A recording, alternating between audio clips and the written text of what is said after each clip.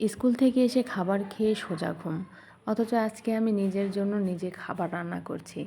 School থেকে ২টার দিকে এসে খাবার নেই, নিজেকে তো রান্না করে খেতেই হবে, কারণ পেট তো আর ক্ষুধা মানবে না। তাই কী করব ভেবে না পেয়ে আলু ভর্তা এবং ডিম ভাজি করে নিলাম। আমার নতুন সংসারে উঠতে কি না উঠতেই আমার রাইস কুকারের ঢাকনাটা নষ্ট হয়ে গেছে। কী আর করার, তাই কড়াইয়ের ঢাকনা দিয়ে চালিয়ে নিচ্ছি। আর আজকে একজন মানুষের জন্য রান্না, বুঝতেই তো পারছেন, অল্পেটুক ভাত। তো অল্পেটুক ভাতে আমি আলু দিয়েছি, আলু একদমই সিদ্ধ হয়নি। আলু ভর্তা করার জন্য আমাকে একটু কষ্ট করতেই হয়েছে।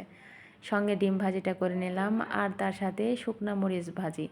আজকের দুপুরের খাবারটা আলহামদুলিল্লাহ অনেক ভালো হয়েছে। তবে একা একা খেতে আর ভালো লাগে বলেন? তারপরেও কী আর করার, নিজে রান্না করে নিজে একা একা খেয়ে নিলাম। সারাদিন একা একা থাকি, তাই ইচ্ছেই করে না যে কোনো কিছু বানিয়ে খাই বা রান্না করি। কিন্তু ক্ষুধা লাগলে কোনো কিছুই তো আর করার নেই, তাই বাধ্য হয়ে রান্না করতে হয়।